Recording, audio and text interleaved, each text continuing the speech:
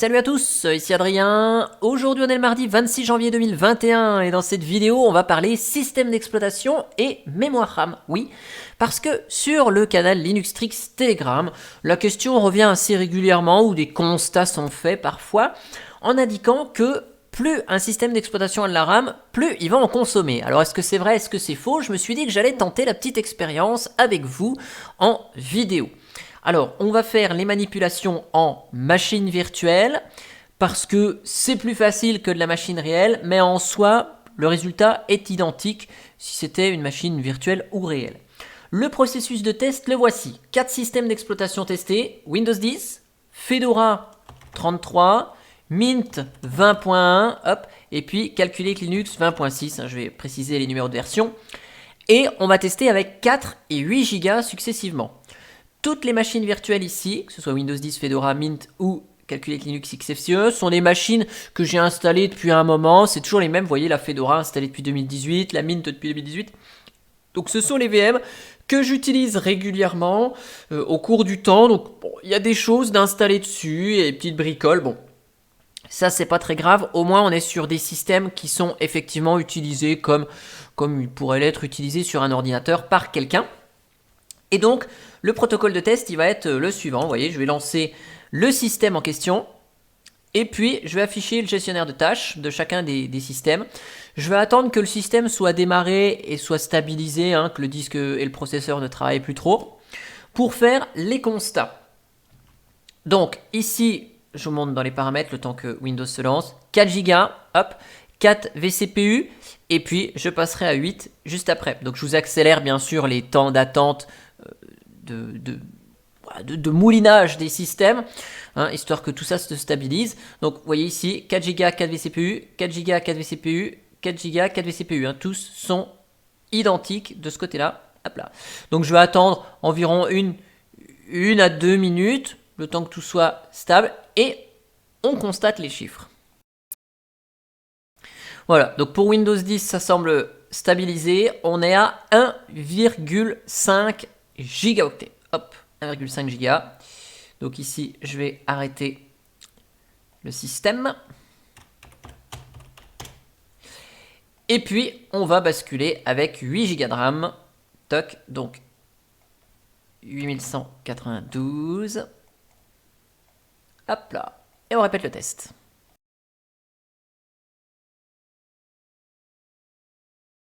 Ok, donc ça semble stabiliser côté Windows ici avec les 8 Go de RAM. Et là, on est à 1,6.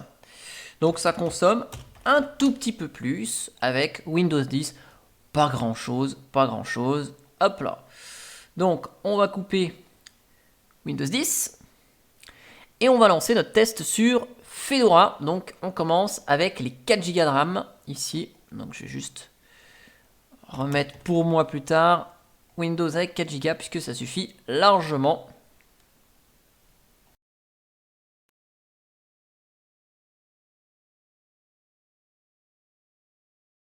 Donc là ça semble stabiliser, on est à 1,59 gigaoctets. Alors le démarrage de la machine a un petit peu galéré. Je pense que le disque est un peu fragmenté. Il faut dire surtout que le disque il est plein à craquer. Donc 1,59 Go. Je voulais pas réinstaller toutes les machines sur le SSD. Donc on va passer à 8, 8192. Hop là. Et c'est parti pour le test à 8 Go.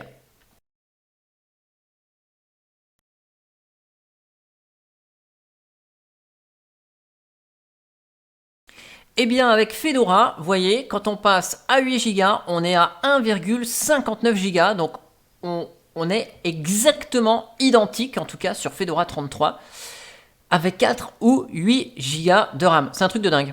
C'est un truc de dingue. Alors là, vous voyez, ça n'a visiblement aucune incidence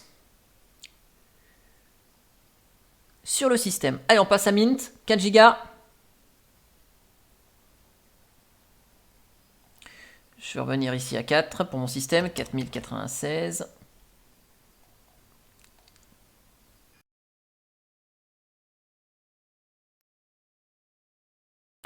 Ok, donc ça semble stabiliser là avec Mint. Et donc 4 Go de RAM, on est à 888 mégas. Hop là, 888 MO. Donc ici, je vous fais le test avec Top, hein, puisque HTOP n'est pas installé sur la machine. Faudra que je corrige ça juste après, c'est étonnant que je ne l'ai pas encore installé. Hop là, 8192. C'est parti pour le test avec 8 Go.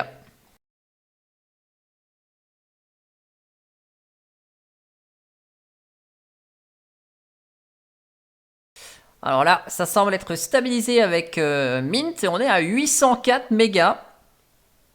Alors 804 mégas, ça semble consommer moins, c'est assez étrange. Au moins ça devrait consommer plus, mais pas moins. Bon, ok. Ce test est assez étrange. Bon, discutable peut-être. On quitte Mint et on lance la Calculate Linux XFCE avec ses 4 Go de RAM. Hop là. Donc je vais en profiter pour remettre celle-là à 4096. Hop.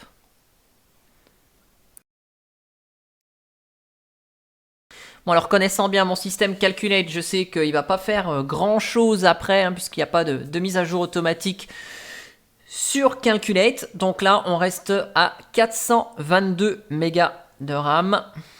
Donc 422. Et bon, consommé à 4 Go de RAM. Hop là. Et donc on va tester avec 8 Go. Voilà, autant Linux Mint, il y a les systèmes de mise à jour automatique qui se lancent, qui recherchent des choses. Là, sur Calculate, c'est pas le cas. Donc, on va aller plus vite. Comme ça me laissera le temps de vous monter la vidéo avant d'aller au boulot. Allez hop, c'est parti. Avec 8 Go pour la Calculate XFCE. Et voilà. Et donc, avec 8 Go de RAM, la Calculate XFCE est à 420 mégas. Alors là, on peut dire que ça consomme un petit peu moins, mais en fait, c'est faux de dire ça, parce que là, on ne voit pas les 2 mégas qui auraient pu être différents ici ou ici. Mais qu'est-ce qu'on constate ici? Eh ben, c'est que Windows 10, que ce soit 4 ou 8 Go, ça consomme globalement pareil. Prend un petit chouïa plus, mais c'est vraiment significatif. Fedora, c'est pareil. Calculate, c'est pareil. J'ai un chiffre assez étrange avec Mint. Il faudrait peut-être répéter l'opération une ou deux fois. Peut-être que le premier démarrage, là, il a eu un petit problème, ou je sais pas trop. Mais ce qu'on peut constater de manière générale, c'est que peu importe la quantité de mémoire disponible sur la machine, les systèmes, qu'ils soient Windows ou Linux, semblent utiliser autant de ressources. Donc, plus un système a de RAM à disposition, plus il en utilise. Je ne pense pas. Après, si vous voulez faire les tests dans votre coin, n'hésitez pas à faire les tests, peut-être avec 2, 4, 8 Go, des tests plus poussés. Si vous voulez publier vos résultats, vous pouvez le faire dans les commentaires de cette vidéo. On fera un plaisir d'échanger avec d'autres configurations et d'autres systèmes, mais avec ce petit test significatif certes, mais qui est assez représentatif, en tout cas avec 2 familles de systèmes différents, on semble quand même constater que l'impact de la quantité de RAM n'a aucune importance sur l'utilisation du système à vide, évidemment. En tout cas, j'espère que cette vidéo elle vous aura plu, et moi je vous dis à bientôt pour une prochaine vidéo. Allez, ciao ciao.